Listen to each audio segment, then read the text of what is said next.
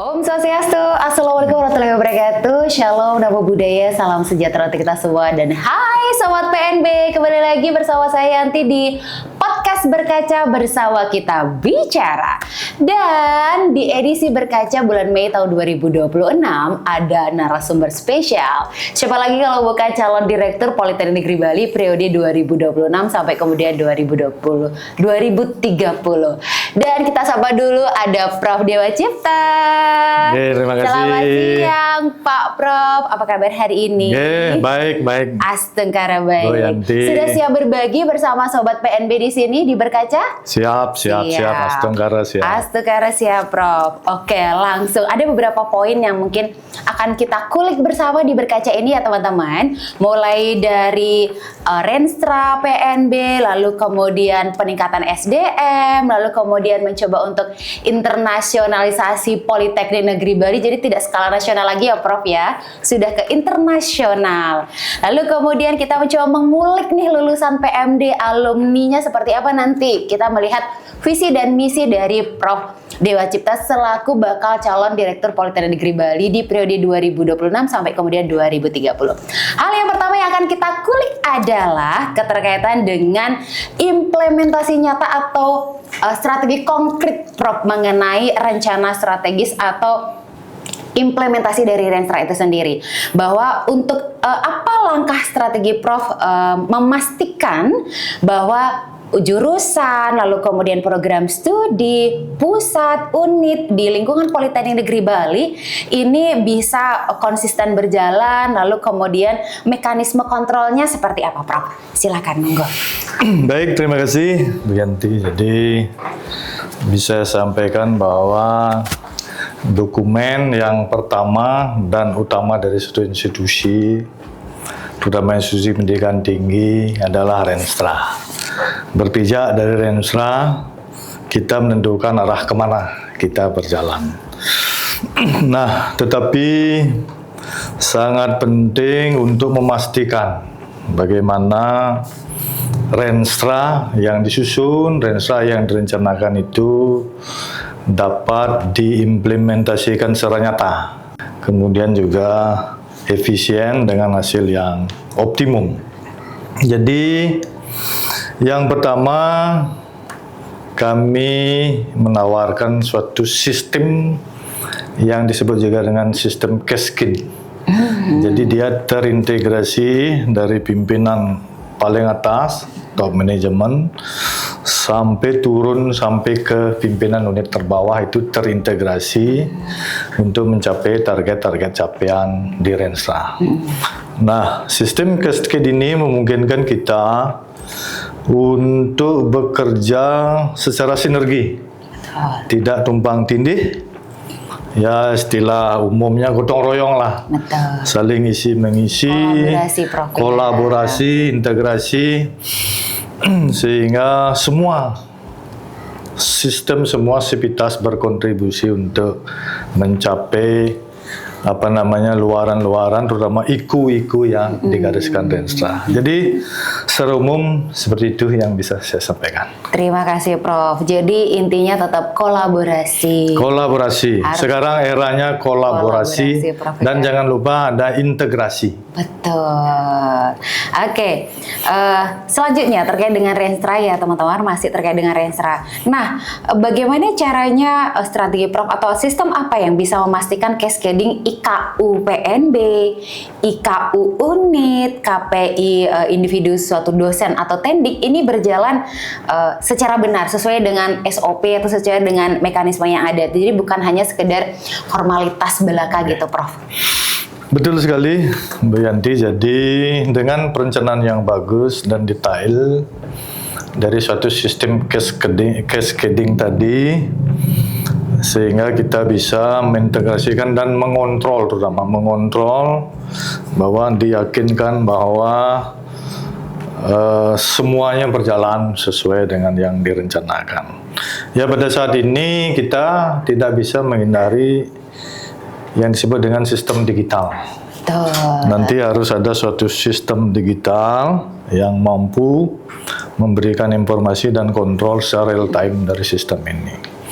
Mungkin sebutan sistemnya bisa nanti terintegrasi dengan sistem yang ada, maupun khusus untuk sistem yang mengontrol tentang cascading tadi untuk mencapai kinerja yang diinginkan. Oke, lagi-lagi karena digitalisasi pasti kita menggunakan produk digital. Produk ya, Prof, digital, ya, pastinya. tidak terhindari. Benar sekali. Nah tadi mengulik lagi Prof menyebutkan selain kolaborasi harus ada integrasi. Integrasi, ya. Nah Prof bisa nggak di sharing bersama kita di sini untuk sobat PNB terkait dengan bagaimana strategi mengintegrasikan Renstra dengan laporan kinerja Lakin dan LKJIP, lalu kemudian agar pelaporan ini bisa menjadi alat pengendalian kinerja. Jadi harus ada pengendali kinerjanya Prof supaya paling tidak Renstra ini terintegrasi. Kira-kira strateginya apa Prof? Yeah, betul sekali. Jadi suatu sistem dimanapun itu pada saat ini seperti kami sampaikan tadi, yang pertama sistem penunjang utama adalah sistem digital. Tapi jangan lupa sistem digital ini adalah bagaimana mendorong kinerja SDM. Jadi ini ada unsur manusia atau manusiawinya. Jadi kita harus bagaimana humanisme, walaupun sistemnya bagus, tetapi kalau manusianya kurang termotivasi, kurang bersemangat, sistem itu hanyalah sebuah sistem. Jadi mungkin ini yang sangat penting, walaupun ya sering dan memang penting dan sudah dilakukan, tetapi harus ditingkatkan. Mungkin kita penting sekali sekarang kembali mengembangkan sistem reward lah. Betul. Kemudian juga kalau reward ada temannya punishment. Tetapi jangan punishment dulu, tapi reward dulu. Jadi teman-teman sivitas, jadi manajemen yang terlibat itu kalau berkinerja baik harus mendapatkan reward yang sesuai. Kemudian sebaliknya kalau ada yang misalkan sangat di bawah gitu, bisa sangat ini ada kata-kata saja, sistem akan memberikan punishment dan tentunya kita tidak tinggalkan mereka, tapi kita bina, kita bersama-sama untuk meningkatkan ya kembali on the track, kira-kira seperti itu. Terima kasih Prof. Itu ya teman-teman sobat PNB keterkaitan dengan implementasi nyata atau langkah konkret untuk mengimplementasikan Renstra atau Rencana Strategis Politeknik Negeri Bali. Sekarang kita mencoba untuk mengulik dikit visi Politeknik Negeri Bali yang tahun 2025, terdepan, profesional, berdaya saing, internasional. Jadi kita akan mengulik tentang internasionalisasi ini Prof, internasionalisasi.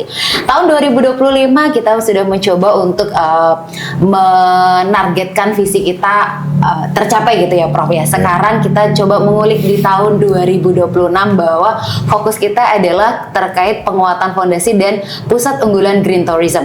Sebagai perguruan tinggi vokasi satu-satunya di bawah Dikti Saintek, kita satu-satunya Prof, artinya bahwa kita agak sedikit berbeda dengan yang lainnya karena kita ada pusat unggulan teknologi Green Tourism-nya. Prof, langkah nyata Teaching Factory apa yang akan dibangun berkaitan sama penguatan fondasi dari PUT Green Tourism ini, Prof? Terima kasih. Jadi saya kira kita sangat penting melakukan internasionalisasi. Betul. Kenapa demikian? Potensi kita sangat luar biasa.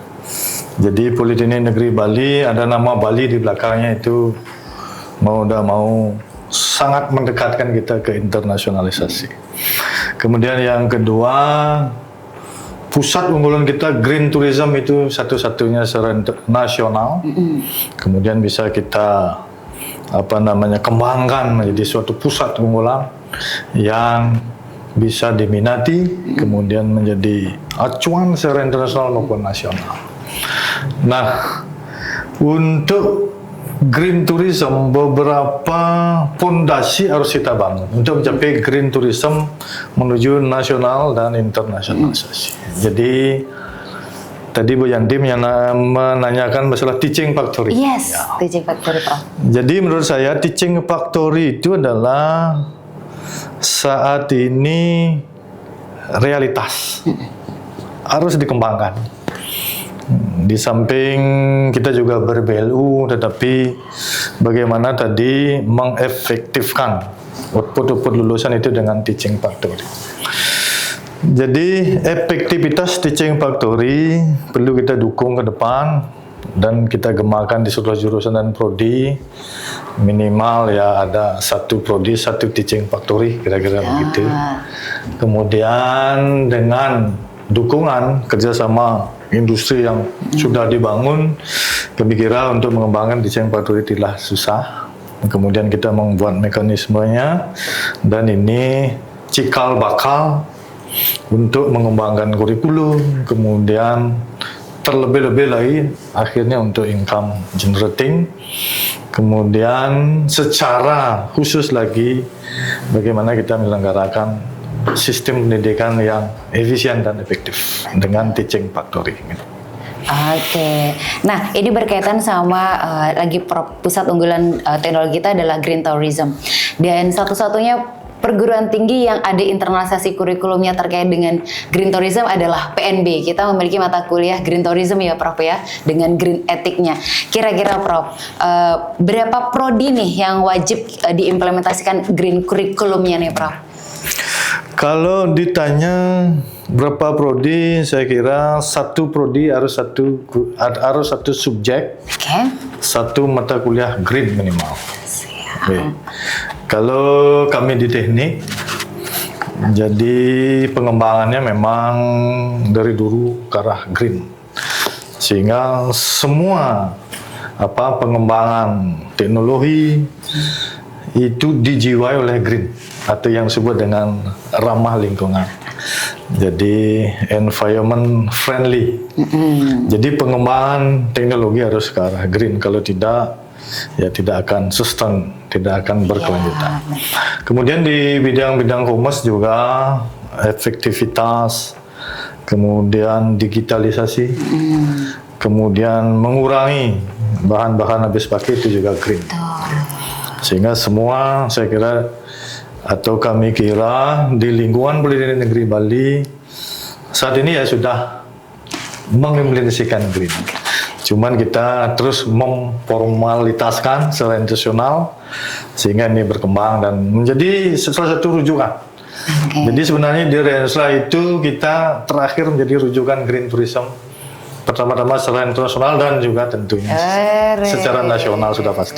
Luar biasa untuk Politeknik Negeri Bali. Jadi teman-teman, ini mumpung ada seleksi penerimaan mahasiswa baru kita, masih ada jalur mandiri Prof sampai kemudian 31 Mei. Jadi teman-teman tidak hanya di commerce, di teknik pun semuanya aktivitasnya itu mengarah kepada sesuatu yang bersifat green. Kita juga care ya Prof ya, perhatian sama sesuatu yang sustainability, berkelanjutan.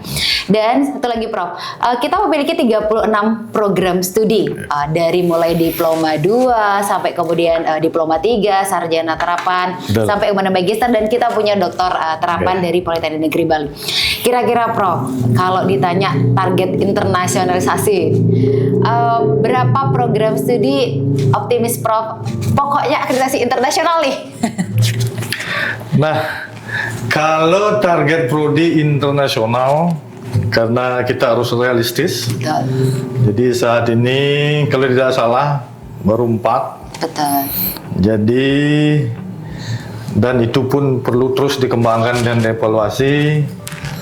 Jadi kami yakin target kita ya 8 prodi dulu terakreditasi secara internasional. Nah ini kami kira merupakan daya ungkit yang luar biasa dari sisi akademik untuk ya melesat ke arah internasionalisasi. Betul, supaya Politeknik Negeri Bali unggul di segala bidang. Tidak hanya nasional, tapi internasional ya Prof ya, dan internasional. Kira-kira Prof, ini berkaitan dengan internasionalisasi berarti berkaitan sama eksistensi mahasiswa asing di kampus Politeknik Negeri Bali Prof. Kira-kira nih Prof, target mahasiswa internasional nih Prof, kita akan mengulik negara kancah mana nih Prof? Ya, terima kasih, ini pertanyaan bagus. Jadi kami juga waktu di PDKM dan di jurusan memang kita menjadi daya tarik Jadi daya tarik institusi universitas asing luar negeri yang bagus-bagus untuk bekerja sama dengan Politeknik Negeri Bali. Kira-kira Khusus untuk mahasiswa, kami kebetulan sedang gencar ini, terutama posisi saya sekarang sebagai ketua jurusan mesin dan juga saya sering rapat dengan bidang kerjasama di semua jurusan. Bahkan kami terus mengembangkan jurusan lain sudah luar biasa bahkan. Jadi mahasiswa yang inbound gitu ya, yang inbound sudah cukup banyak. Jadi kemarin berupa internship, kemudian pertukaran pelajar atau mahasiswa, kemudian inbound di bidang riset, itu sudah mulai banyak diminati. Jadi kemarin kalau tidak salah masing-masing jurusan itu sudah ada yang 10 sampai 20. Kalau total 7 jurusan itu lebih dari 100. Jadi target kita optimis yang inbound itu bisa di atas 100 siswa. Kemudian jangan lupa kita tidak boleh hanya bangga kalau ada inbound karena kita di Bali. Tetapi yang lebih bangga kalau ada mahasiswa yang keluar, outbound. Nah, kami juga sangat senang dan berbangga kepada mahasiswa kita dari jurusan pariwisata, akuntansi, bisnis, kemudian di teknologi, mulai dari teknik mesin, teknik sipil, teknik informatika dan teknik elektro itu sudah mengirimkan mahasiswa-mahasiswa ke luar negeri, baik dalam bentuk intensif, dalam bentuk double degree, kemudian kerjasama yang lain. Dan jumlahnya ya kurang lebih kalau kita target ya bisa di atas 100 juga. Jadi balance yang keluar 100 masuk pun harus lebih dari 100. Demikian. Luar biasa, Prof. Jadi jangan ragu-ragu bagi anak-anak SMA yang kelas 3 yang sekarang mungkin SNBT-nya tidak ngerasa cukup, SNBP-nya kemarin tidak ikut juga, ayo jalur mandiri dan pilihannya adalah kampus Politeknik Negeri Bali. Ingat, kita akan internalisasi ke depan ya, Prof ya. Betul. Jadi kalau teman-teman ingin bertemu dengan mahasiswa asing, nggak usah kemana-mana, cukup ke kampus Politeknik Negeri Bali aja. Ayo, nanti di bulan Juni sudah mulai ada internship. Luar biasa. Ya, ada yang 12 minggu. Kemudian mereka internshipnya bukan hanya belajar mengajar, tapi juga riset. Betul. Pengembangan riset-riset mahasiswa dan dosen. Luar biasa. Siapa tahu ketemu opa Korea di kampus PNB. Mungkin kita menjelajah Korea, Prof ya. Perbaikan keturunan orang Bali. Oke, dan kita lanjut sudah ke mahasiswa internasional dan lain sebagainya. Kita fokus ke inovasi dan hilirisasi. Ini tahun 2028 fokusnya adalah inovasi dan hilirisasi. Lagi-lagi selalu berbicara inovasi, dan memang harus berbicara inovasi ya, Prof ya. Betul. Dan kira-kira nih, Prof, kita kan juga PNB ini sudah ber-BLU. Yang jelas dalam tanda kutip mandiri, harus ada beberapa yang dikomersialkan. Seperti ini kok, Prof. Kira-kira produk boleh di-spill, bahasa sekarang gengsinya spill, Prof. Bisa di-spill produk inovasi yang akan dikomersialisasi itu kira-kira seperti apa, Prof? Oke, terima kasih. Jadi kita harus terus berinovasi. Kalau tidak berinovasi maka akan stagnan dan tertinggal. Itu kata kunci.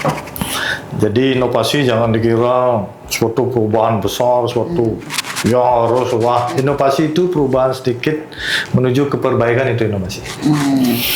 Nah, kalau komersialisasi memang kita harus ke arah komersialisasi karena kalau di kementerian juga ini kata kuncinya berdampak. Benar. Salah satunya berdampak yang utama itu arahnya komersialisasi. Jadi komersialisasi bagaimana kita institusi pendidikan tinggi, vokasi utamanya ya tidak menjadi menara gading, itu istilah lama. Tetapi ini memang relevan terus. Tidak menjadi menara gading, jadi tinggi bersinar, tapi sinarnya hanya di seputaran, tidak jauh sampai ke masyarakat stakeholder dan lainnya. Jadi gambaran komersialisasi menurut kami sebenarnya semua produk-produk Tridharma itu berpotensi untuk dikomersialisasi. Kalau dari sistem pendidikan terapan atau vokasi sendiri, jadi banyak modul-modul ya yang bisa dikembangkan, kerjasamakan, kemudian dihargai dengan rupiah tertentu. Pembelajaran yang berbasis multimedia itu inovasinya tinggi dari Bapak Ibu dosen yang kami amati. Kemudian kalau dari riset, ya ini harus sekarang. Jadi tidak boleh berhenti di di luaran, tetapi itu juga bagus. Jadi jurnal yang bereputasi juga maknanya komersialisasi. Tetapi yang lebih penting mungkin, atau yang penting lagi, pentingnya sama saja sebenarnya.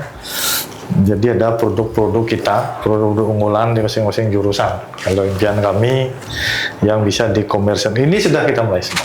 Ini sudah kita mulai. Jadi salah satunya ya kita dapat memenangkan skema hilirisasi, artinya kan produk kita sudah siap dihilirisasi. Gitu. Nah, di bidang pengabdian kepada masyarakat tentunya sudah dari awal itu maknanya adalah bukan komersialisasi sih, karena adanya pengabdian, tetapi hilirisasi. Itu maknanya sama. Jadi produk-produk kita harus digunakan kepada masyarakat dan bermanfaat bagi masyarakat semua, stakeholder dan seterusnya. Oke Prof, kita berbicara semuanya harus berdampak. Salah satunya, jadi dosen itu, perguruan tinggi itu kan memiliki kewajiban Tridharma perguruan tinggi. Betul. Prof tadi sudah mengespil pengabdian kepada masyarakat. Kira-kira nih Prof, bagaimana caranya kita mengubah pengabdian kepada masyarakat atau PKM ini menjadi kegiatan rutin, lagi-lagi programnya berdampak. Tidak hanya secara ekonomi, sosial, juga melalui lingkungan. Kira-kira apa strateginya Prof? Targetnya seperti apa nanti nih untuk PKM? Oke, terima kasih. Jadi selama ini memang di kalangan dosen terutama, kami tidak menyebut kalangan yang lain. Di kalangan dosen, pengabdian kepada masyarakat atau PKM ini sering di nomor 2 kan. Karena apa? Karena memang secara hukumnya dia tidak banyak dibutuhkan. Tapi riset dan pengajaran menjadi dia nilainya maksimal. Tetapi sesungguhnya pengabdian masyarakat inilah yang menjadi ujung tombak berdampak menurut kami. Gitu. Nah, strategi yang pertama adalah memang digariskan dari dulu semua produk-produk ataupun kegiatan-kegiatan di dalam pengabdian masyarakat itu adalah hasil-hasil dari riset. Itu yang bagus. Merupakan hasil-hasil dari riset. Baik riset perorangan maupun riset grup riset atau kelompok riset. Nah, kemudian yang kedua ya memang kalau sudah stakeholder kita, penerima manfaat kita memandang bahwa hasil itu bagus, kemungkinan ke depan gitu kita harus mengusahakan sharing funding lah. Jadi kita tetap menyediakan dana untuk program penelitian dan mereka juga harus menyediakan dana. Itu menjadi lebih efektif dan ya bisa berkembang, bisa dikembangkan. Yang ketiga ini memang sudah dilakukan tapi perlu dikembangkan lagi. Pengabdian kepada masyarakat yang melibatkan unsur-unsur eksternal, internasional.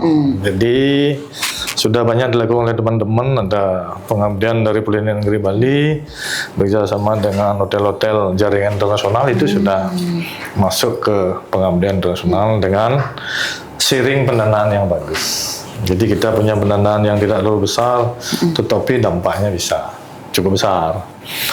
Kemudian tadi kalau ada internasional study, ada mahasiswa kesini inbound gitu yang masuk, langsung kita ajak masukkan ke program-program pengabdian. Sehingga di masyarakat bisa menunjukkan bahwa Ya inilah Politeknik Negeri Bali. Jadi saya kira tidak terlalu susah dan sudah banyak dilakukan, tetapi kita terus kembangkan dan tingkatkan.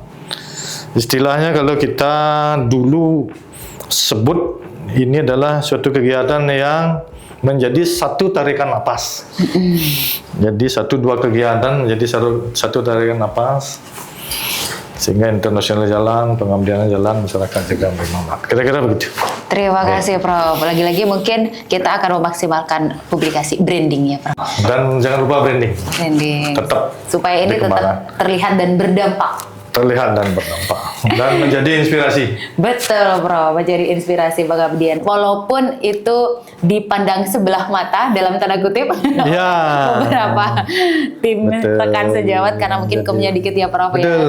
Tapi ternyata ini luar biasa. Ternyata ini ujung tombak sebenarnya. Betul. Ujung tombak untuk ke masyarakat, ke stakeholder eksternal. Iya, luar biasa. Prof, indikator, kita berbicara indikator keberhasilan. Kira-kira menurut Prof ini, ada dua indikator yang disebutkan. Jumlah kegiatan atau perubahan masyarakat. Kira-kira indikator keberhasilan suatu pengabdian itu Prof dinyatakan berdampak, ada perubahan yang terjadi di masyarakat atau karena jumlah kegiatan kita aja banyak? Betul. Kalau sekarang kan eranya berdampak tadi, memang kalau hubungannya dengan pengabdian, tentu saja yang harus diutamakan adalah mampu nggak program ini memberdayakan masyarakat, baik secara sosial, ekonomi maupun budaya.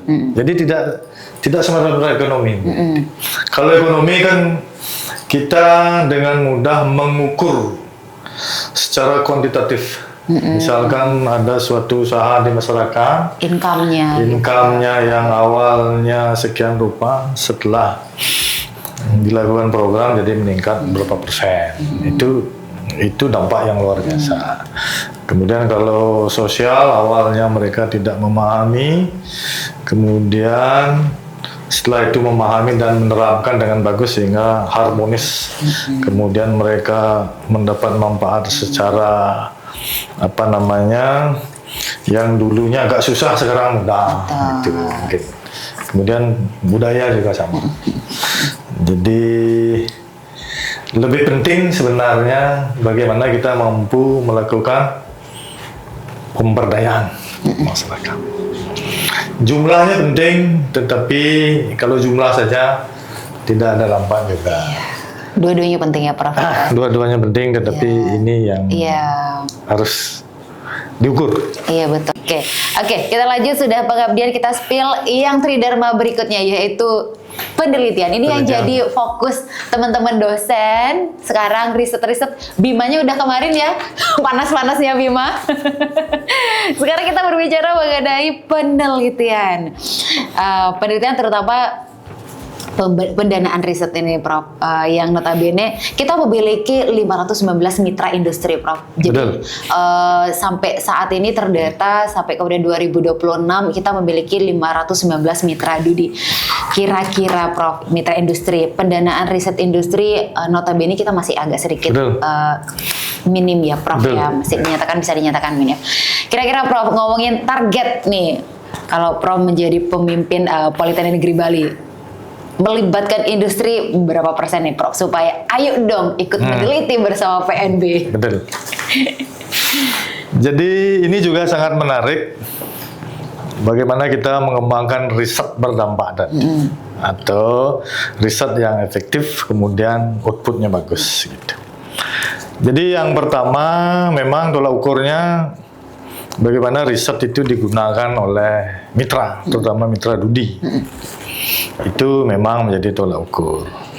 Nah, beberapa skema riset mungkin saya jelaskan sedikit kronologis atau bagaimana riset itu berjalan selama ini. Jadi memang riset itu harus integrasi, sekali lagi tadi kolaborasi, memang harus ada riset dasar.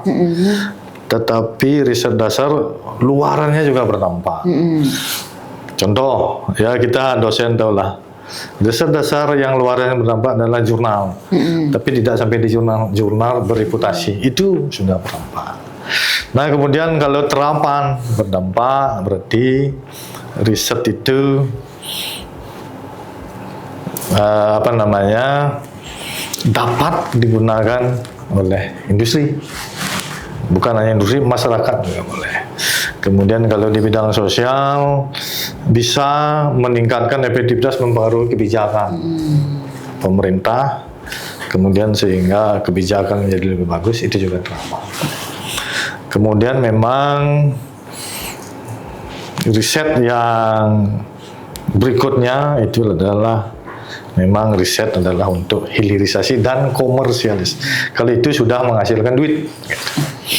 Nah, kalau menghasilkan duit, istilahnya banyak teman di kampus lain yang sudah berhasil menghasilkan duit dengan komersialisasinya.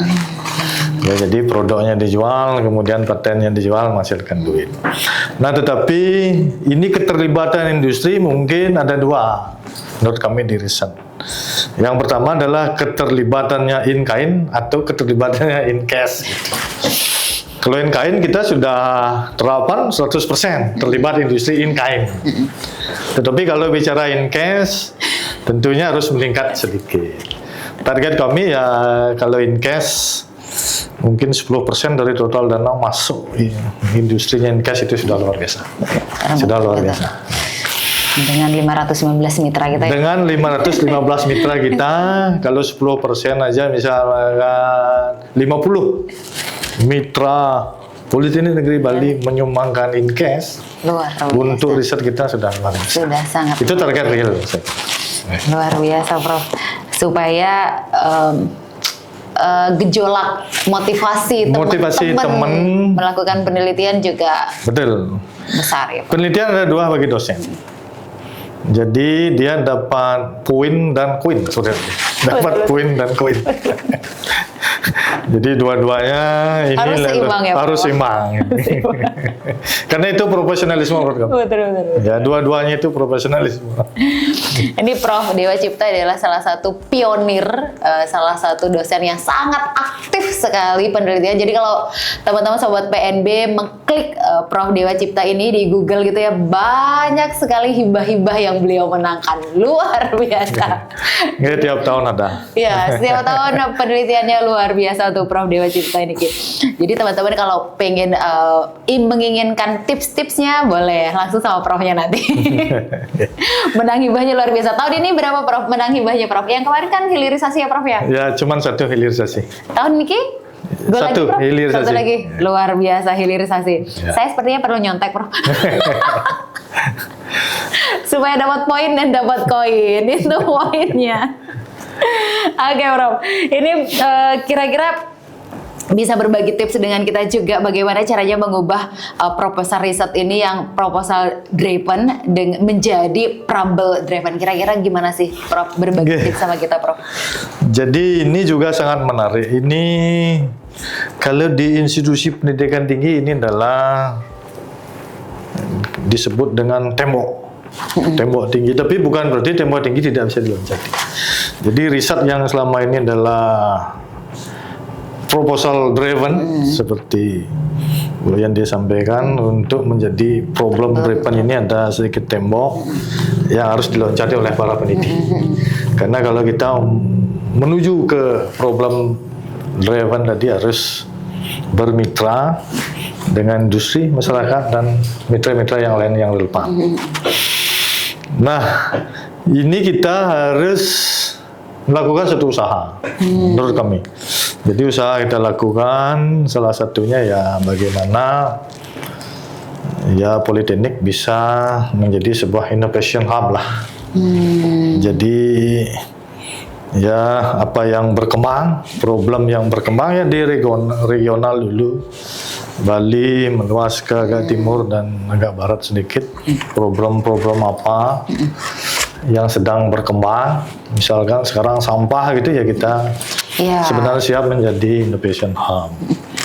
Ya, apa inovasi yang relevan untuk itu, misalkan gitu. Kemudian bidang pariwisata juga perkembangan digital luar biasa,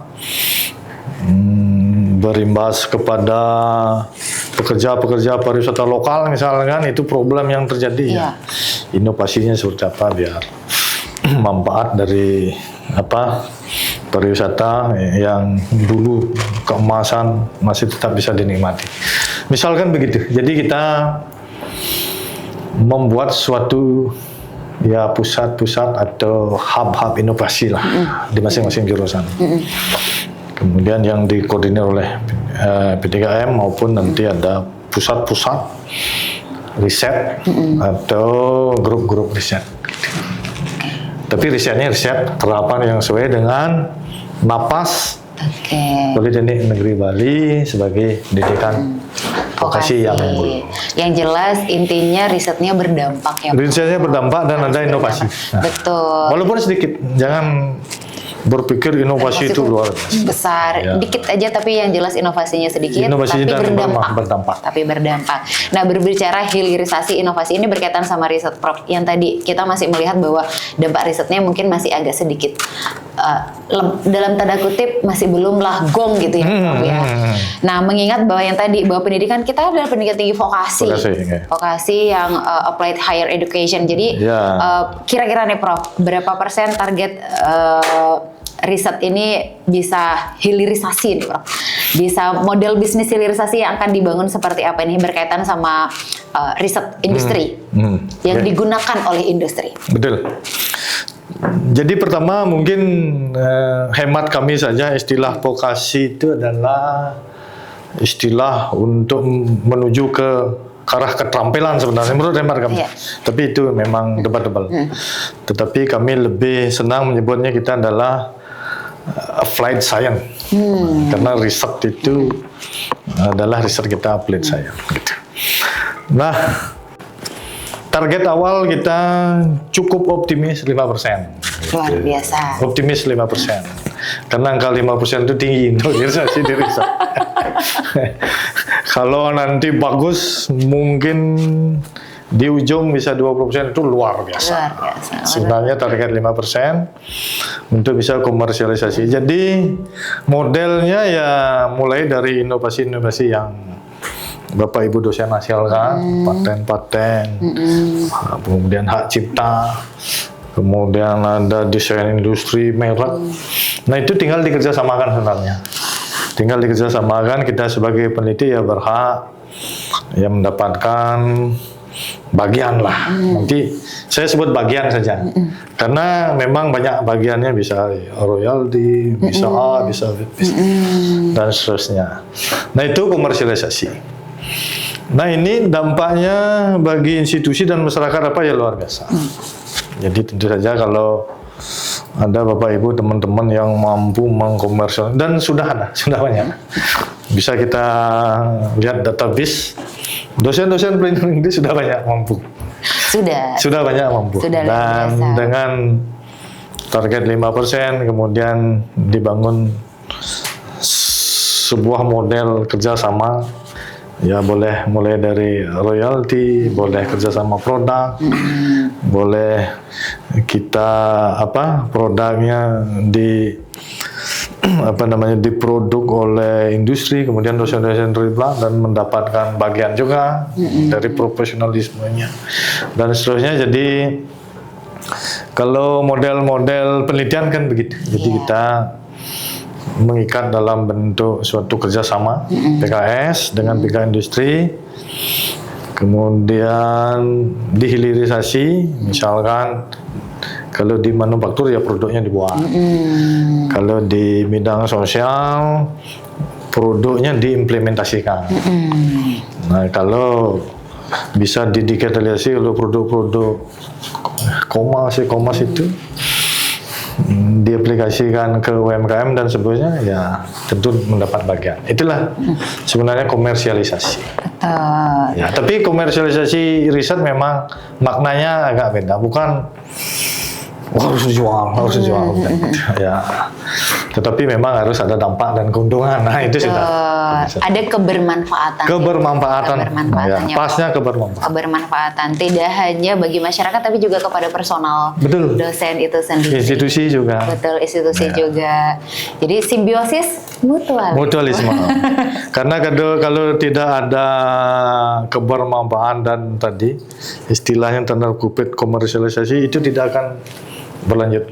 Betul. Jadi penggeraknya tidak ada. Betul. Jadi stuck stuck di situ. Stuck di situ. Penggeraknya harus ada pandan. Betul Prof. Kalau istilah yang sering di masyarakat. Ya, karena merasa diabaikan. Sekarang beberapa tahun belakangan ini sebagai pusat unggulan teknologi, green tourism, hampir tema-tema riset kita ke green ya Prof ya. Nah kira-kira ke depan ini Prof, apakah tetap akan menghubungkan riset dengan green atau kita agak sedikit lanjut lagi ke ekosistem green tourism. Jadi mengenai hubungan riset dengan ekosistem green tourism ini akan tetap dipertahankan atau akan tetap dikembangkan atau seperti apa Prof? Ini masih sangat relevan. Jadi sebelumnya sebenarnya green tourism sebagai pusat unggulan sudah dicanangkan sekian lama, ya taruhlah 5 tahun terakhir digaungkan. Ini saya kira sangat relevan sampai yang kita susun di RIP 2040 masih sangat relevan. Jadi green tourism masih sangat relevan. Dan tentunya relevansinya setiap saat harus kita kembangkan sesuai dengan perkembangan. Nah, baik kita membangun suatu ekosistem green, kemudian riset green itu memang menjadi prioritas, baik di nasional maupun di internasional. Jadi kalau internasional kan disebut dengan SDGs.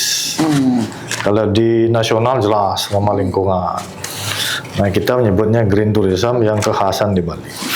Nah, ini masih sangat relevan dan memang sangat sesuai dengan pengembangan riset-riset di semua jurusan.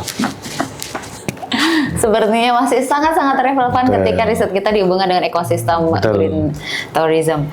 Oke, Prof, kita balik ke penelitian sudah, pengabdian sudah. Terus siapa yang melakukan penelitian? Siapa yang melakukan pengabdian? Yang jelas adalah dosen. Ya. Kita mencoba menyoroti SDM dosen kita, Prof. Iya, Prof ya. SDM dosen Politeknik Negeri Bali. Jadi 2 tahun belakangan ini kita kedatangan anak-anak muda yang menjadi tenaga pengajar. Jadi di bawah saya sudah ada pengajar PNB, ini sudah ada Gen Z, Prof. Sudah ada yang umurnya 25 tahun sudah ada jadi dosen di sini. Jadi sudah ada Gen Z, sudah menyerang kita nih, sudah menyerang PNB, sobat PNB. Nah, kedatangan dosen baru yang notabene kualifikasi pendidikannya S2 yang jelas seakan-akan membuat kualifikasi pendidikan dosen S3 kita rendah. Tapi sebenarnya tidak, karena memang kedatangan yang banyak aja ya Prof ya. Akan tetapi kita bisa melihat bahwa SDM dosen ini paling tidak harus di-upgrade dan lain sebagainya. Harus memotivasi untuk sekolah lagi dan lain sebagainya. Kira-kira nih Prof, apa ya strategi apa kira-kira yang bisa dilakukan untuk membuat dosen ini ayo gas sekolah? Gimana Prof? Ya, terima kasih. Jadi benar. Apalagi saat ini ya beberapa penilaian kinerja asesmen gitu memang sumber daya manusia menjadi poin penting untuk meningkatkan kinerja pencapaian IQ. Nah, memang kita di Politeknik Negeri Bali kan rekrutmen kita S2 seperti yang disampaikan. Tetapi kami kira ya tidak apa-apa karena S2 ini kan bisa datangnya syukur-syukur sudah memahami applied science atau vokasional, terlebih-lebih banyak juga yang akademik. Jadi tidak apa-apa masuk dulu biar mindset vokasionalnya bagus. Jadi S2 plus gitu kalau zaman dulu, atau S1 plus zaman dulu, S1 plus, kemudian S2 plus harus mindset vokasi masuk, kemudian kompetensi mempunyai, kemudian sertifikasi relevan punyai, kemudian memilih S3 yang relevan. Itu kata kuncinya. S3 yang relevan, ya kalau bisa riset-risetnya yang applied research lah gitu. Tapi sekali lagi ini perlu digaungkan terus karena anak muda kita, Gen Z kita, sehingga nanti warna mereka adalah warnanya Politeknik. Tentu saja didorong karena kita pendidikan tinggi ya didorong untuk ke studi lanjut S3 dan S2-nya S2 plus kompetensi sertifikasi dekat dengan perkembangan industri, itu yang penting. Itu yang penting. Jadi nanti juga akan terbentuk, kemudian melanjutkan S3-nya terbentuk, Tentunya kalau hemat kami ya itu harus sangat didorong dari segala lini lah. Kalau pendanaan sekarang sudah dilanjutkan, ya kita cari info sebanyak-banyaknya. Karena Boyan tahu pendanaan utama sekarang kan namanya LPDP. Iya, benar. Itu kadang-kadang kuotanya terbatas. Susah, Prof. Susah. Kemarin ada menawarkan dari Taiwan kerjasama. Jadi lulusan kita, dosen kita, silakan langsung masuk proyek di sana. Proyek riset, pembimbing di sana langsung S2, S3. Iya. Nanti skemanya pendanaannya dari proyek itu. Kemudian ada dari NGO juga banyak sebenarnya kalau kita. Tetapi persaingannya cukup, tapi jangan takut bersaing. Betul, Kita harus mencoba. Betul. Jadi banyak skema dan tentunya institusi juga harus mendorong ya dalam berbagai bentuk dan berbagai lini. Karena memang sumber daya manusia sangat penting. Betul. Ya, di mana-mana yang memajukan sistem itu SDM. Iya. Jadi intinya Prof ketika menjadi ring 1 bahwa tidak ada alasan untuk lembaga tidak mensupport dosen-dosen yang Harus disupport. gas harus sekolah, disupport secara moral dan material. Harus disupport. Harus disupport ya Harus Prof disupport. ya. Ya. Supaya mereka tidak, nanti kerja di PNB nggak boleh sekolah. Boleh lah. Boleh. Sekolah pasti PNB tidak harus. boleh. Harus sekolah. Supaya kompetensinya naik. Kompetensi naik, SDM-nya juga SDM upgrade ya naik. Prof ya. Oke, lagi-lagi tadi. Saya tambahkan sedikit. Siap Prof. Ini saya cerita sedikit. Saya lulusan Politeknik BNT. Dulu namanya Politeknik Universitas Udayana. Saya D2. Saya lulusan D2. Politeknik tapi. Dengan lulusan D2 Politeknik saya merasakan ini dibawa kemana saja cukup.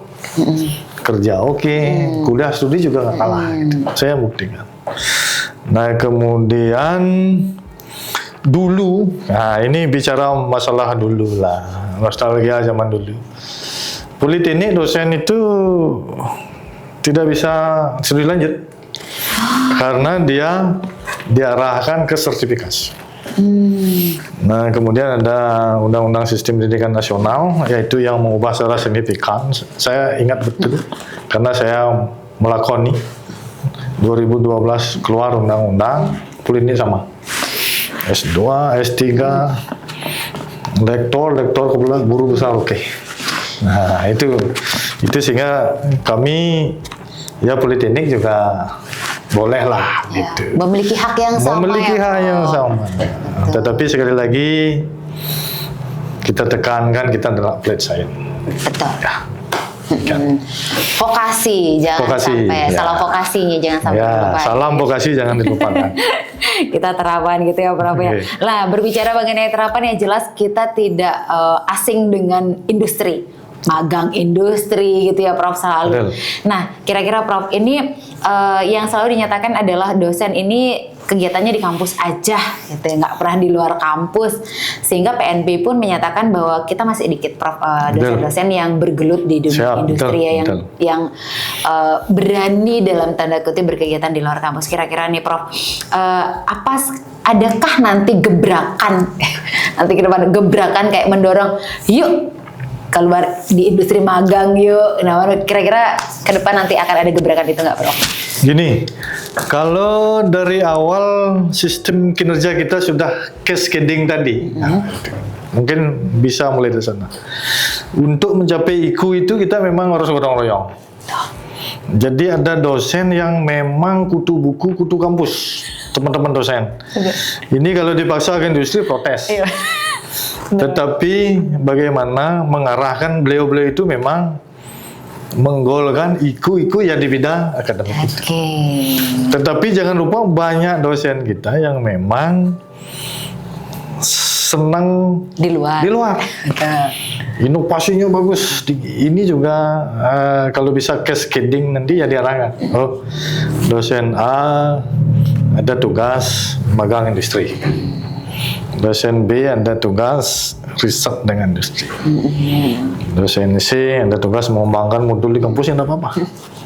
itu semuanya gotong royong. Nanti kalau sistem cascading itu bisa dilaksanakan dengan bagus dan terkontrol. Nah, jadi saya kira sumbernya dari sana.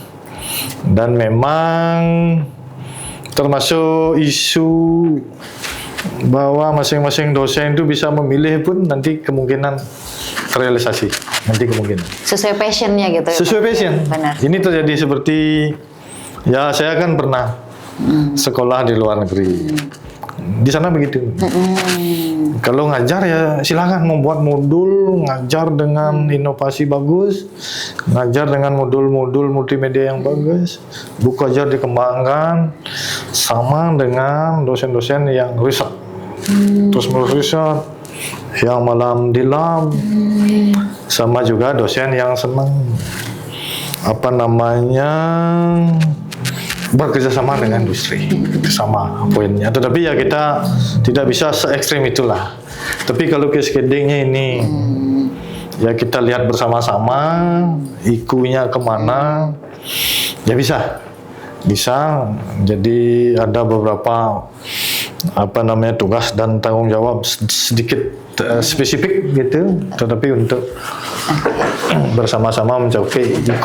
Dipetakan ya. Dipetakan. Jadi IQ-nya misalkan ada inovasi, industrialisasi misalkan, ya siapa yang bertanggung jawab gitu. Dan jurusan mana yang bagus untuk tahun ini? Tahun berikutnya mana? Mungkin begitu, dipetakan. Dipetakan, ya. Biar sesuai dengan passion. Biar tidak dalam tanda kutip pemaksaan, nanti ujungnya tidak bermanfaat. Tidak bermanfaat. Kebermanfaatannya tidak ada kalau merasa dipaksakan. Lagi-lagi bahwa silakan Bapak Ibu berkontribusi ke PNB sesuai dengan lini masing-masing. Ya. Gitu poinnya Prof ya. Satu lagi Prof, ini berkaitan dengan kita sudah ke SDM dosen, yang jelas dosen ini kan tidak bisa berjalan sendiri. Betul. Ada tenaga kependidikan, ada Betul. tenaga kependidikan, tendik. Ada tendik yang mensupport supaya PNB ini unggul dan supaya PNB ini memiliki layanan yang bagus. Kira-kira kan ada tenaga kependidikan. Satu lagi bahwa ternyata tenaga peranata komputer kita itu terbatas ya Prof. Betul. Ini di poinnya F ya Prof ya. Ini terbatas. Jumlah peranata komputer kita memang terbatas di tahun 2026. Yang jelas ini untuk menambah ini kan di luar dari kekuasaan kita. Kan ini regulasi pemerintah dan lain sebagainya. Yang mungkin kita bisa berbagi di sini Prof. Kira-kira memaksimalkan yang ada dulu. Betul. Apa strategi yang bisa dilakukan untuk bisa memaksimalkan peranata komputer yang terbatas ini untuk lagi-lagi pelayanan di PNB semakin baik, terutama di tenaga kependidikannya. Betul. Silakan. Jadi saya kira karena tadi yang sudah berulang-ulang kita sebut dan kita kuatkan pendidikan vokasi dan applied science, ini memang peran tendik sangat luar biasa. Baik di pelayanan garda depan, garda tengah maupun garda belakang gitu istilahnya. Jadi di pembelajaran praktek dia memegang peran yang luar biasa. Kemudian menjalankan sistem roda manajemen, beliau juga garda terdepan. Dan tentunya problemnya tadi adalah peranata komputer, artinya melek komputernya karena eranya digitalisasi. Kami kira itu bisa disiasati dengan pengembangan staff mapping. Jika memerlukan kompetensi bisa kita lakukan sertifikasi yang sudah ada.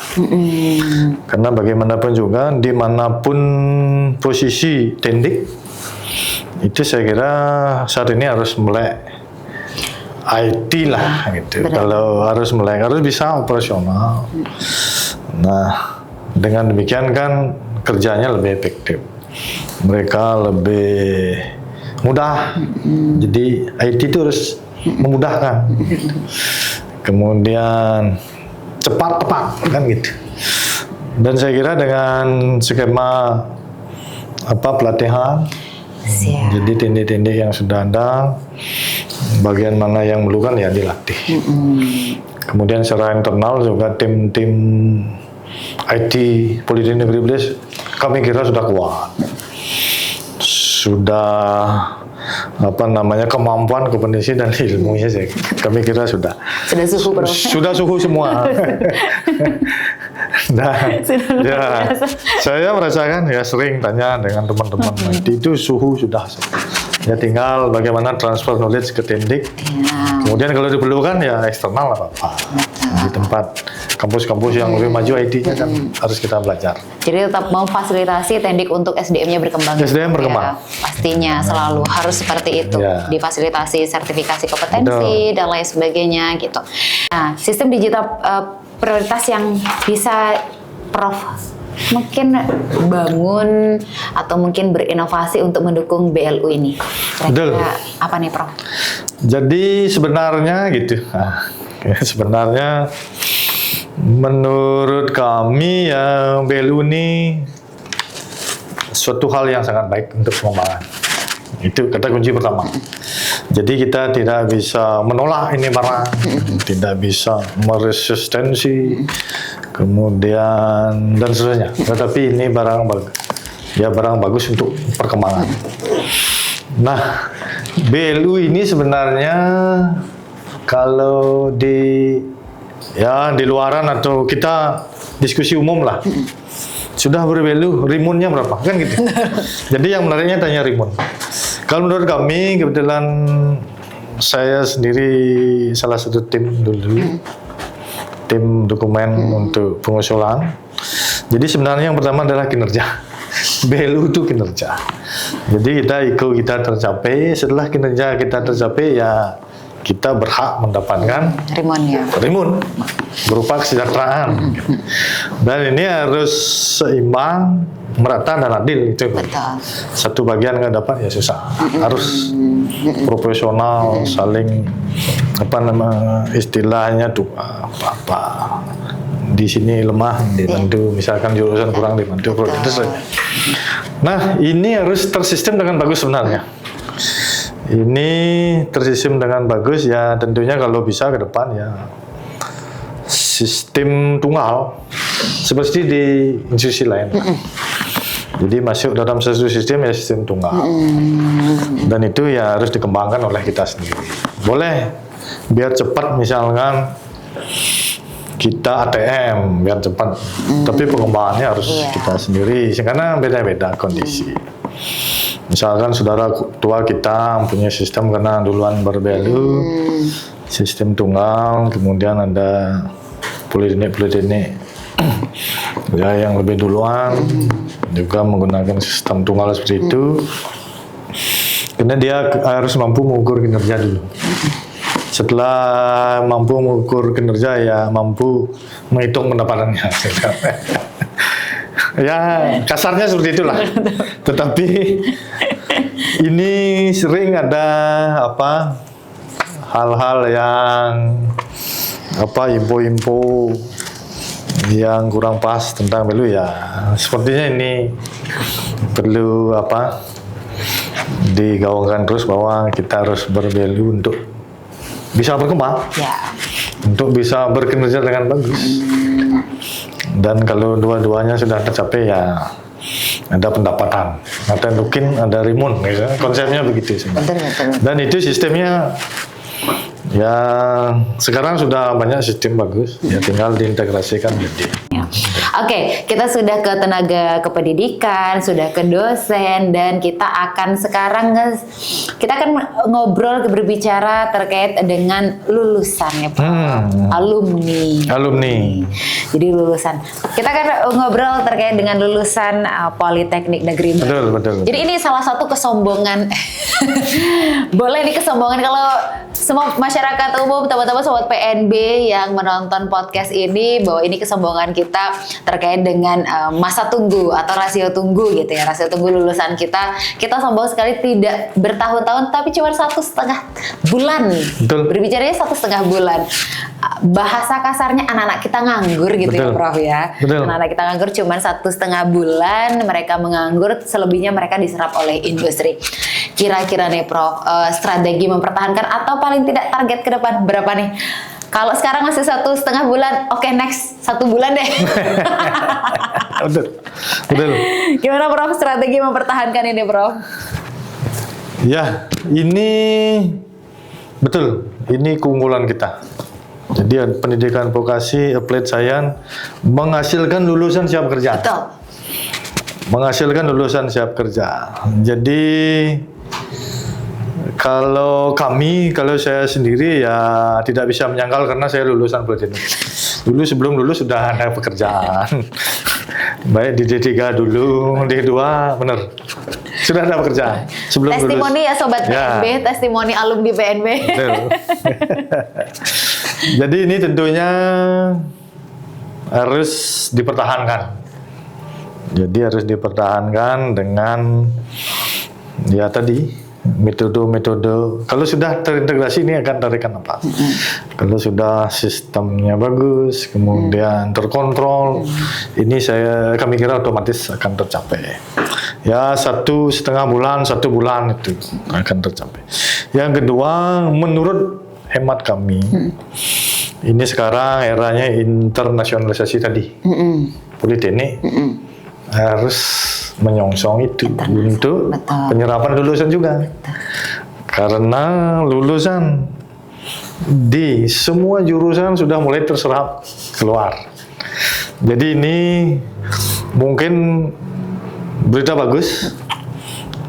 Saya atau kami di jurusan juga di pusat penelitian dulu sering sekali didatangi mitra-mitra luar yang berminat untuk menggunakan untuk kerjasama. Ini silakan. Datanya ada kan gitu. Betul. Orangnya ada yang sudah kerja. Kemudian orang yang sering ini untuk mencari lulusannya ada. Itu terus. Sehingga kita ya mau tidak mau menggapai internasionalisasi juga untuk lulusan. Karena kalau di regional saja, menurut hemat kami, regional saja, Bali, ya kalau kita kan ikonnya green kecil, ke timur dikit, ke utara dikit mungkin, sampai ke Batam, ke barat Indonesia, Jakarta, ini jangan-jangan jenuh. Jangan-jangan jenuh. Karena jumlah lulusan tiap tahun, kemudian jumlah pertumbuhan. Tetapi dengan membuka kerjasama ini, kami kira menambah daya serap lulusan kita, sehingga bertahan ini. Bertahan ya, Prof. Ini sangat kecil. Saya kira kalau dikecilkan lagi nanti tidak ada yang lulus kerja semua kan gitu. Tidak ada yang mau sudah baru saya kerja nih. Tidak ada yang sudah nih kerja semua. Ini sudah luar biasa. Saya kira yang dipertahankan begitu. Betul. Jadi teman-teman sekali lagi bahwa kalau masih ada yang bertanya, aduh kok apa sih kebermanfaatannya kuliah di PNB, ini salah satunya. Nggak ada yang nganggur nih guys, tidak ada yang menganggur. Daya tunggunya itu cuma 1 bulan loh. 1 bulan itu saya kira kalian bisa scroll TikTok tiba-tiba udah 1 bulan menganggurnya gitu ya. Jadi sangat worth it sekali kalau ditanya se-worth it apa kuliah di Politeknik di vokasi. Yang jelas satu-satunya negeri yang ada di Bali yang di bawah Dikti Saintek hanyalah Politeknik Negeri Bali. Jangan tunggu lama-lama, silakan nanti kalian bisa ke jalur mandiri untuk menjadi mahasiswa Politeknik Negeri Bali. Kira-kira ini lagi-lagi kalau anak Gen Z itu sukanya udah nggak usah deh ngomong survei tahunan, di surveinya Januari, ngomongnya di Desember, udah waktunya udah lewat nih. Kira-kira nih Prof, bagaimana caranya mengukur relevansi lulusan dengan industri secara real time? Jadi bukan survei tahunan gitu ya Prof. Kita surveinya bulan Januari baru kita up Desember, udah ibaratnya kayak penelitian 5 tahun udah belakang udah lewat. Real time, bagaimana caranya relevansi lulusan ini secara real time di industri ini Prof? Betul. Jadi sebenarnya ini sistem sudah dikembangkan. Salah satu pusat yang mengembangkan ya PPMPP. Ini tracer study yang dikembangkan terpusat. Jadi tidak parsial, masing-masing prodi, masing-masing jurusan, nanti datanya tidak real time. Takutnya karena beberapa kendala ya data yang lama masih. Tentunya ya harus dikembangkan sistem tracer study ini. Sistem tracer yang terpusat, kemudian yang bisa real time. Tentunya ya sistem dikembangkan, kemudian ya dengan pendanaan yang memadai lah.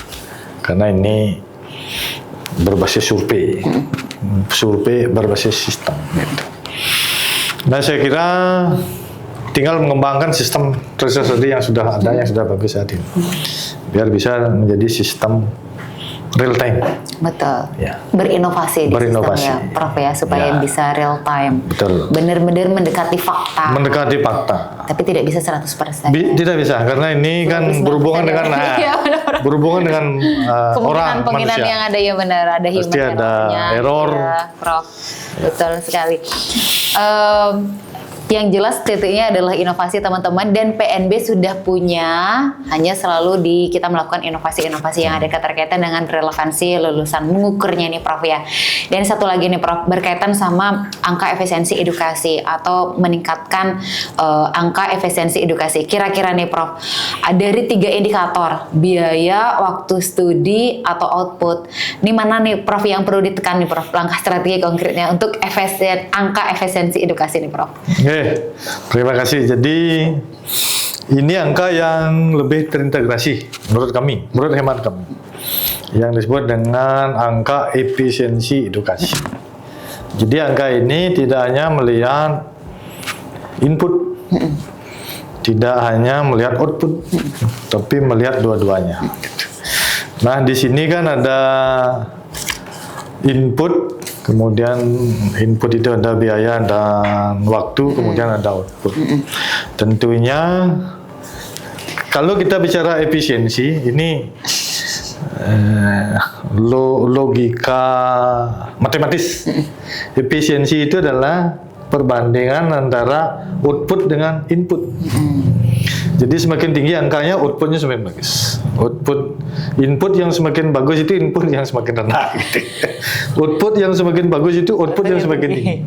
Jadi ini sebenarnya harus dua-duanya menurut kami untuk menemukan suatu angka efisien yang ideal. Nah ini karena barang baru dan harus kita terapkan nanti, memang ini suatu angka yang bagus untuk mengukur. Karena selama ini kan diukur sebagian. Kalau input kalau biaya misalkan berapa sih per orang mendapatkan biaya kuliah di Politeknik. Misalkan teknologi 20 juta per tahun. Komas 15 juta per tahun, bagus gitu kan.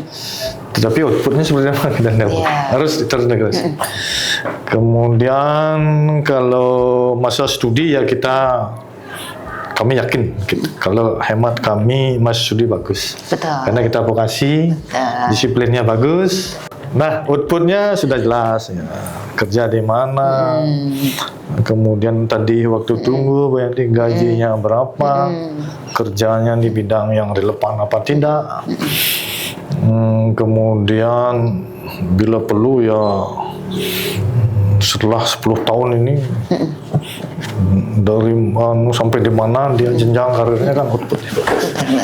Dan sekali lagi sesuai dengan arahan Pak Menteri ya, output juga internasionalis berapa orang yang sudah kerja di luar negeri sesuai bidangnya. Tapi bolehlah sudah kerja di luar negeri tidak apa-apa. Misalkan bidang-bidang yang masih umum ya tidak apa-apa. Tetapi kalau sesuai kompetensinya ya cocok angka ini. Itu berarti.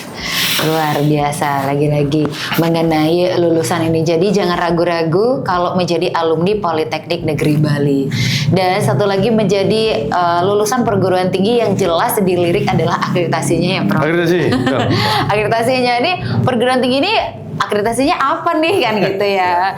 Dan mau tidak mau kita melihat bahwa akreditasi internasional kita, betul, walaupun kita sudah berdaya saing internasional, visi dan kita tahun 2025 ya Prof, tapi tetap prodi yang standar internasionalnya kita masih dinyatakan ya belum proporsional, dalam tanda kutip belum banyak. Nah kira-kira ini Prof, kalau seandainya berbicara mengenai prodi yang internasional, Prof nanti ke depan akan menargetkan prodi mana yang ini prioritas yang internasional dulu deh. Betul. Ini entar dulu di pending dulu deh. Betul, gitu. Kira-kira apa perannya Prof? Dari 36 program studi yang ada di PNB nih Prof. Kalau menurut kami ini kan tuntutan. Betul. Jadi kalau kita mau bicara internasionalisasi ya pilar utamanya akreditasinya harus mengarah ke internasional. Dan ini juga tuntutan masyarakat, kementerian, dan kita juga sebagai institusi yang kita sebut saja institusi politeknik besar lah. Sumber daya dan lain-lain kita besar, politeknik. Nah, Kalau bisa internasional itu memang target yang luar biasa. Tetapi kita mulai dari masing-masing jurusan harus ada. Karena sekarang di semua jurusan sudah ada prodi unggul. Sehingga dari prodi unggul ini harus siap-siap. Siap internasional. Ke harus siap. Masa unggul terus naga-naganya turun kan repot. Jadi dia harus menyiapkan. Tapi itu sudah sebenarnya dengan kurikulum berbasis OBI dan sebagainya itu sebenarnya sudah internasional. Cuman pengakuannya tinggal tok diakreditasi. Dan ya jurusan pariwisata harus pioner menurut kami. Dan sudah dilakukan. Karena ada seperti S2, S3 di sana. Corongnya kita di sana dan jurusan itu harus. Kemudian begitu juga akuntansi, administrasi bisnis. Jadi prodi unggul ya siap-siap aja. Di teknologi sudah semua ada unggul. Jadi kami kira dengan metode assessment akreditasi yang baru dari LAM ini potensi kita menjadi unggul semua. Setelah unggul ya target kalau ada 7 jurusan itu ya 8 prodi internasional kan. Gas internasional ya, kan gitu. Ya. Paling tidak target kita jelas bahwa kita internasional. Yang unggul, ayo siap-siap kita ke internasional. Dan internasional juga sudah kita dapatkan di jurusan pariwisata ya. Pariwisata sudah. Pariwisata kemarin, sudah kalau tidak salah 4 prodi. Yes, pariwisata sudah terakreditasi internasional. Internasional sudah. Betul. Internasional. Jadi kalau mau kuliah pariwisata ya di PNB aja. Ya, akreditasinya sudah internasional ya, teman-teman sobat PNB. Mau mengembangkan ilmu S2, S3 yang sudah unggul kan gitu. Ini mungkin pengalaman Prof bisa menjadi sharing bersama untuk teman-teman, terutama Bapak Ibu yang masih bertanya-tanya nih Prof. Sebenarnya kalau di luar sana itu masih banget ada yang bertanya-tanya. D4 ini tidak bisa lanjut ke S2, tidak bisa lanjut ke S3. Jadi karena diploma gitu ya Prof. Ini sudah ada bukti nyata Profesor Pak Prof Dewa Cipta bahkan sudah guru besar. Beliau ini tamatan politeknik dan bisa jenjang karirnya sampai ke profesor. Artinya Bapak Ibu semuanya sobat PNB bahwa ketika Bapak Ibu memutuskan anak-anak Bapak Ibu untuk dididik kami di vokasi dengan jenjang diploma 4 itu sudah setara dengan sarjana. Dan tidak perlu mengulang lagi ke S1 ya Pak. Nggak perlu. Langsung bisa masuk ke S2. Langsung S2. S3. Kalau di luar negeri PhD langsung bisa. Betul. Ada program PhD. Luar langsung biasa. S3. Jadi teman-teman, ini saya selalu mendapatkan informasi nanti nggak bisa lanjut ke S2 nih kalau diploma. Boleh, jadi kalau diploma 4 itu setara dengan sarjana. Sarjana, diploma 4 itu resmi. Jadi ini istilah sudah resmi berdasarkan semua ketentuan perundang-undangan. Itu sarjana terapan.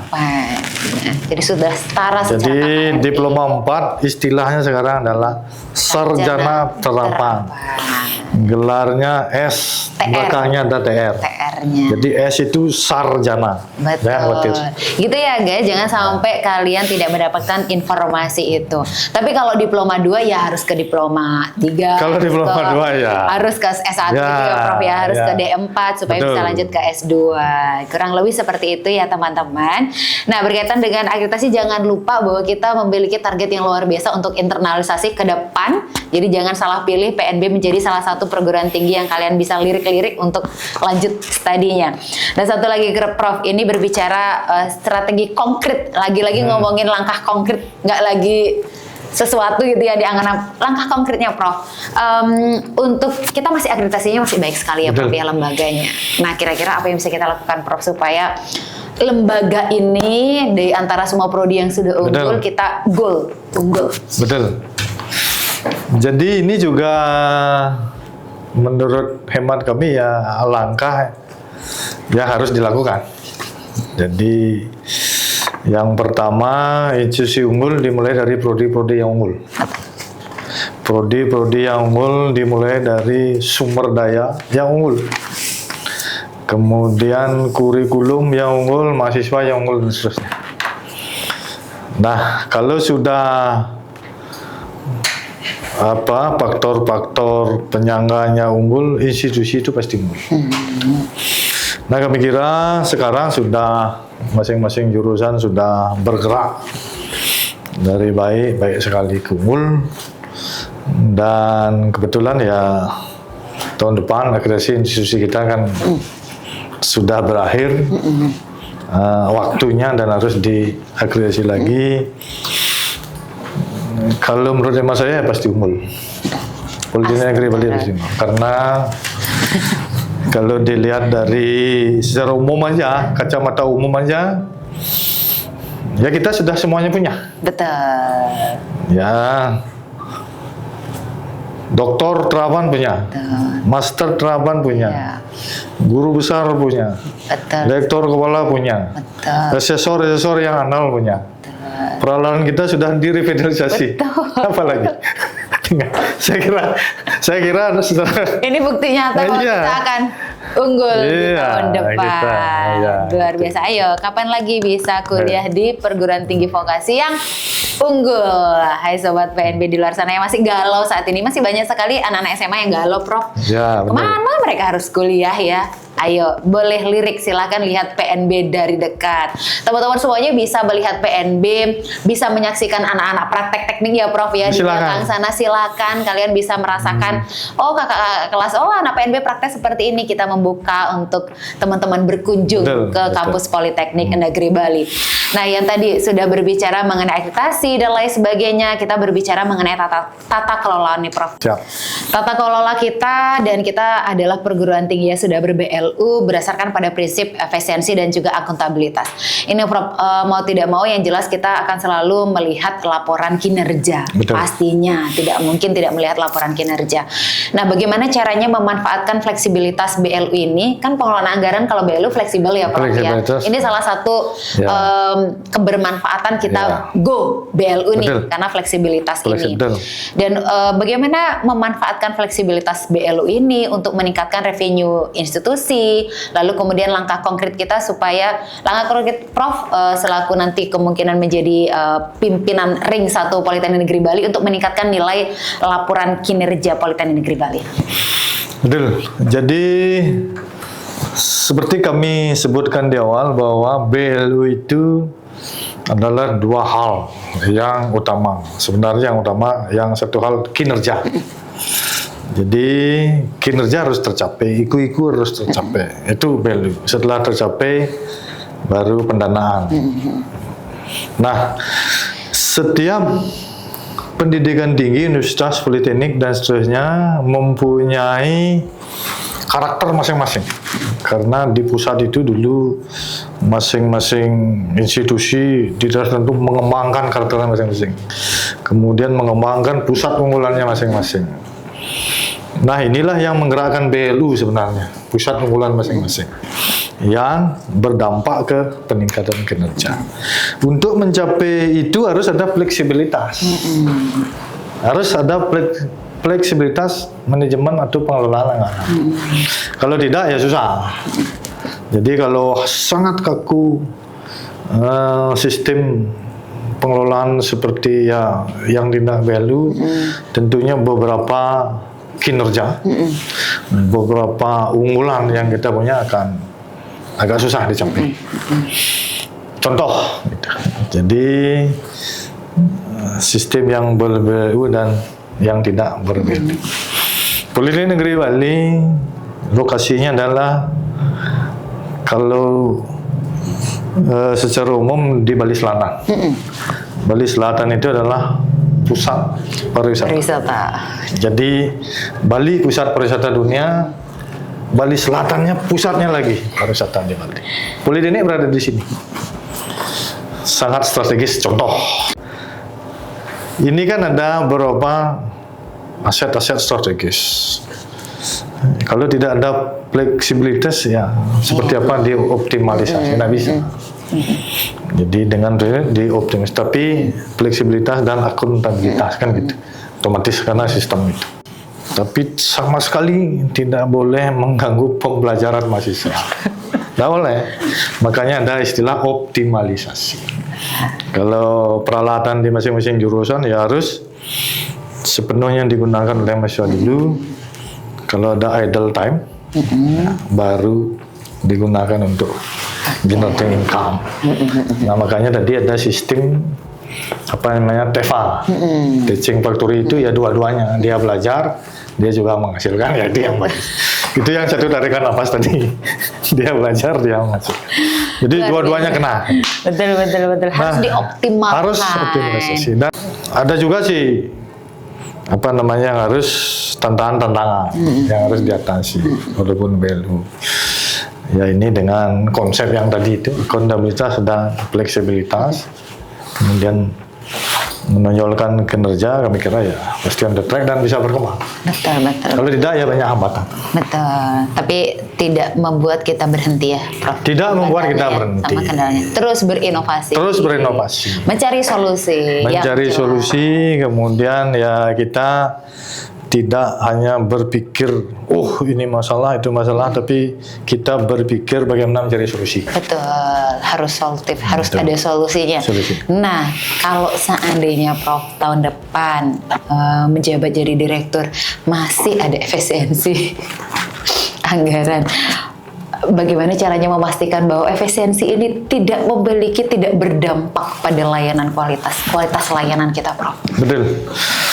Jadi seperti tadi kita kita tadi membahas tentang angka efisiensi edukasi. Kuncinya di sana. Jadi hitung-hitungannya, anggarannya, biayanya turun, ya tidak boleh mengganggu output. Iya, benar. Anggarannya turun, mengurangi banyak program-program kegiatan yang dapat menurunkan kualitas luaran, ya harus seperti tadi direncanakan dan di mapping dengan bagus. Dipetakan ya. Dipetakan. Dan kami kira ya era sekarang kan pasti ada efisiensi. Tetapi kita ini angka yang tadi bagus. Yang disebut dengan angka efisiensi edukasi, kita nanti memetakan, mengukurnya dengan itu. Kalau memang turun sekali ya pasti kita membuat analisis dan ya kita diskusi dengan kementerian ya seperti ini. Saya kira atau kami kira ya semua akan sama, institusi, universitas, belajar ini semua akan sama. Tetap kita memiliki komitmen untuk tidak efisiensi tidak memiliki dampak. Efisiensi bagus sebenarnya. Kualitas layanan. Tetapi jangan sampai menurunkan kualitas layanan. Kalau menurunkan kualitas layanan bukan efisiensi, itu memang degradasi. Kan gitu. Aduh, luar biasa. Jadi jangan sampai efisiensi menurunkan daya juang. Ya, daya juang. Kita harus motivasi kita untuk tetap mempertahankan kualitas layanan. Betul. Prof, di awal kita berbicara mengenai rencana strategis. Kalau seandainya Prof Ika dan lain sebagainya, rencana-rencana strategis ini tidak sesuai dengan ekspektasi gitu ya Prof ya. Ya terkadang rencana tidak sesuai dengan ekspektasi, tidak tercapai secara maksimal sesuai dengan perencanaan kita, realisasinya tidak dan lain sebagainya. Kira-kira apa yang bisa dilakukan Prof? Evaluasi ini Prof. Betul. Jadi ini sebenarnya ya suatu sistem baku.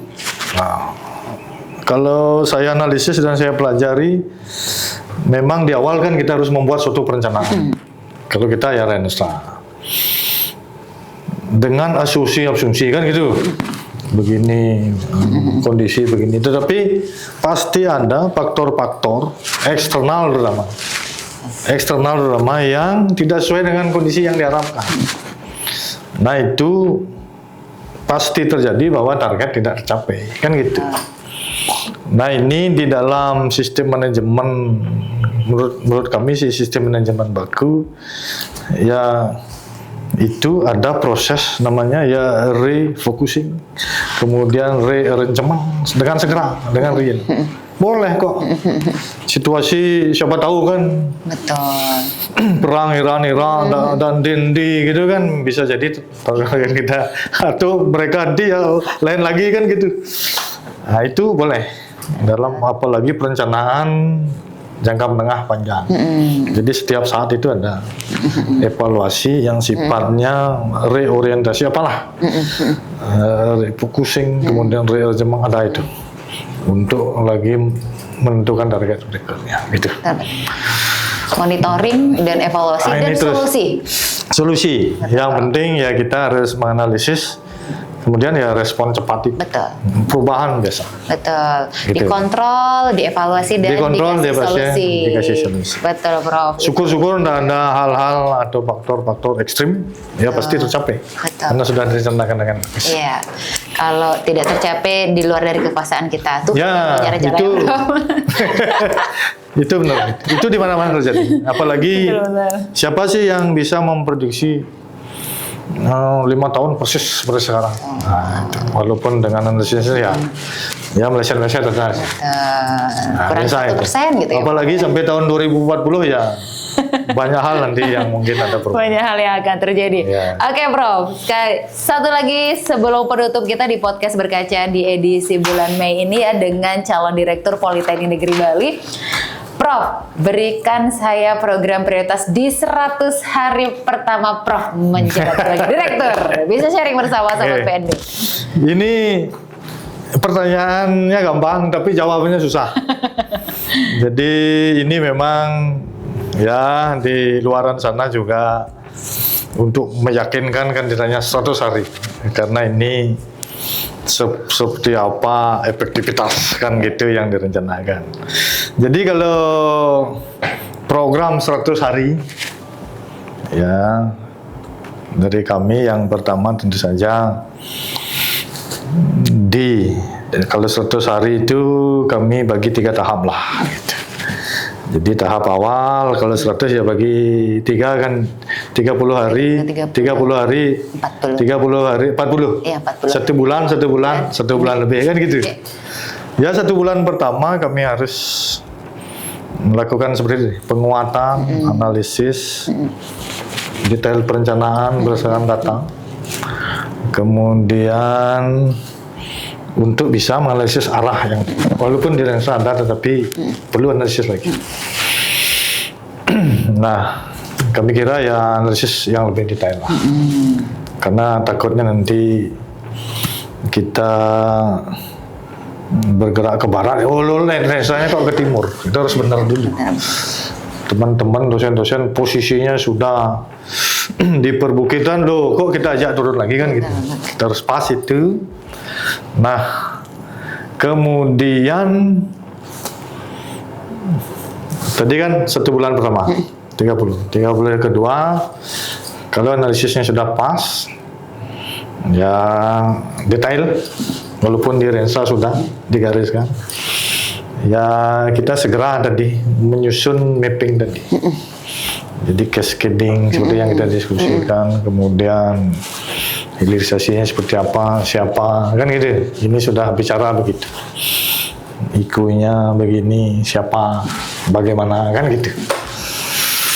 Nah, yang kalau sudah itu kita terapkan. Sistemnya kita terapkan. Jadi coba kita ukur dampak di 40. Ya, seperti apa. Kemudian misalkan gimana, adakah sudah mulai income generating, misalkan kan begitu. Adakah sudah mulai kerja sama industri berdampak? Adakah sudah mulai bapak dosen yang sudah menghasilkan karya-karya ya? Kemudian kalau sudah ada implementasi dan dampak ya kita keras itu gitu. Oke, jadi yang pertama kita analisis, yang kemudian kedua langkah mapping, ya. Dan terakhir kita mencoba untuk melihat dampaknya ya, Prof, dampak 30. dampak realnya. Ya kita uji, implementasi harus sudah ada yang diimplementasikan. Betul sekali. Jadi semua by proses ya, Prof ya. Semua by proses. Walaupun 100 hari juga harus ada proses tahapan. Tidak bisa ujung-ujung gitu. Langsung lalah gitu ya, Prof. Kita harus begitu. Tetapi ya lebih cepat sebenarnya kan efisiensi tadi. Lebih cepat target sudah capai lebih bagus. Lensa yang 50 bukan lensa yang 4 tahun. Lo 3 tahun tercapai kan udah nilai plusnya kan gitu misalnya. Itu nilai plusnya. Oke, teman-teman, ini terakhir kita podcast bersama dengan Prof. Dewa Cipta, bakal calon Direktur Politeknik Negeri Bali periode 2026 sampai kemudian 2030. Pesan Prof terakhir untuk seluruh sobat PNB di podcast bersama kita bicara kali ini. Kira-kira pesan apa yang disampaikan Prof? Silakan. Jadi pesannya ya terutama untuk Sivitas Politeknik Negeri Bali ya tetap semangat, gaspol dengan peningkatan internal. Ya semua problem bisa diatasi. Tidak ada masalah yang tidak bisa diatasi ya, Prof. Tidak ada masalah yang dengan walaupun di luaran ada perubahan-perubahan, tetapi kita tetap semangat. Ya gaspol terus walaupun menurut saya umur tidak muda lagi, tapi jiwa tidak muda. Kemudian kita penguatan internal. Penguatan internal, saling isi-mengisi, gotong royong, saya kira masalah bisa tercapai. Kolaborasi. Kita bersatu dan berkolaborasi. Ya. Boleh berbeda, tapi tidak boleh berpecah-pecah ya, Prof. Betul. Ya, betul sekali. Harus jadi gotong royong, kolaborasi, kinerja harus ditunjukkan, tidak boleh kinerja dibatasi, apalagi diamal. Ya, harus tetap kita semua. Betul. Terima kasih Prof sudah bersharing, sudah sharing bersama Sobat PNB di podcast bersama kita bicara di Berkaca, dan kita akan berjumpa di edisi berikutnya bersama dengan calon Direktur Politeknik Negeri Bali yang selanjutnya. Kita akan tunggu lagi, kita akan podcast di edisi-edisi berikutnya. Dan sebagai penutup, statement penutup pada hari ini kita gaungkan tagline PNB, jargon PNB. Oke, hai Sobat PNB, demikian podcast bersama kita bicara dengan Profesor Dewa Cipta kali ini sebagai bakal calon Direktur Politeknik Negeri Bali. Politeknik Negeri Bali, kuliah tepat, kerja cepat, PNB pasti. Dadah, terima kasih.